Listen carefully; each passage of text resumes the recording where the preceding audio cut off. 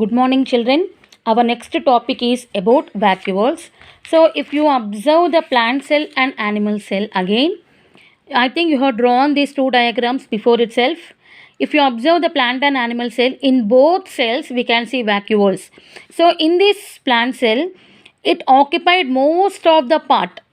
It occupied more part in case of plant cell, whereas in animal cell, it occupied only a small region, not more like plant cell. Okay, let us perform a small activity regarding this vacuole.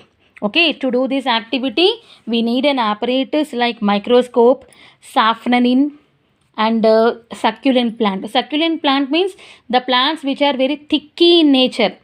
As example are desert plants like cactus, aloe vera, etc. Here we took an example of cactus. So we have to take a cactus plant, cross section the cactus plant, cut horizontally as well as vertically.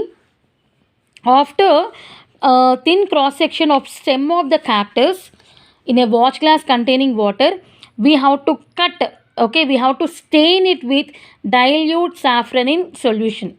We have to stain it in the dilute safranin solution.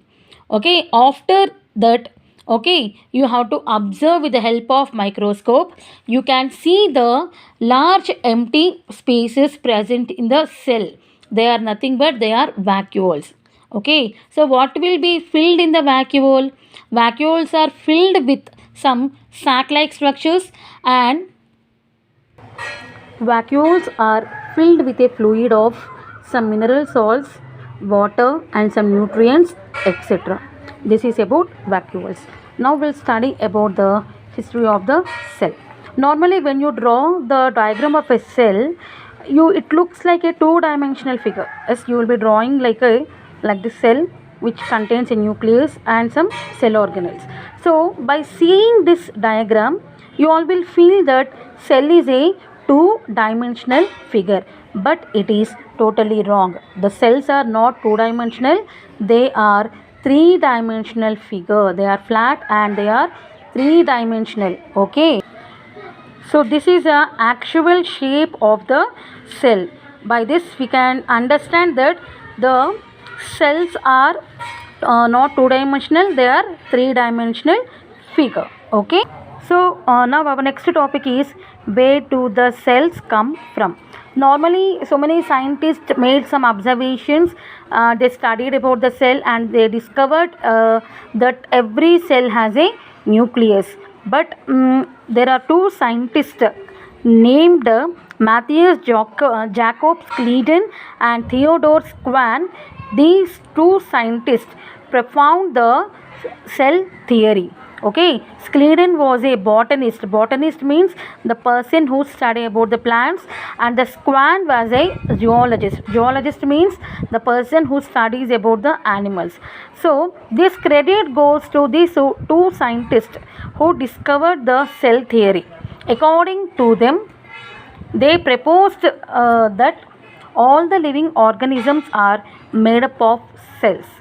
Okay, all the living organisms are made up of cells, and the cell is a basic unit of life for all the living organism. Okay, so these two scientists proposed two theories.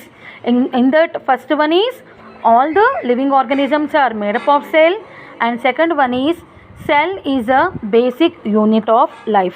But okay, according to them, the credit for propounding the cell theory goes to them. What is noteworthy is that there was a gap of about 200 years after Robert Hooke discovered the cells for the first time. You all know that in your 8th class only you studied that in the year 1665 Robert Hooke discovered the cell for the first time. So 200 years after, these two scientists proposed the cell theory, but in that cell theory they failed to find how the new cells will form. Okay, they failed to find how the new cells will form.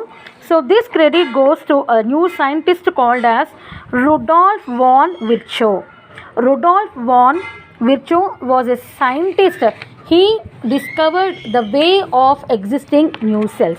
So according to him, he told that new cells will form from the pre-existing cells. New cells will form from the pre-existing cells with the help of nucleus.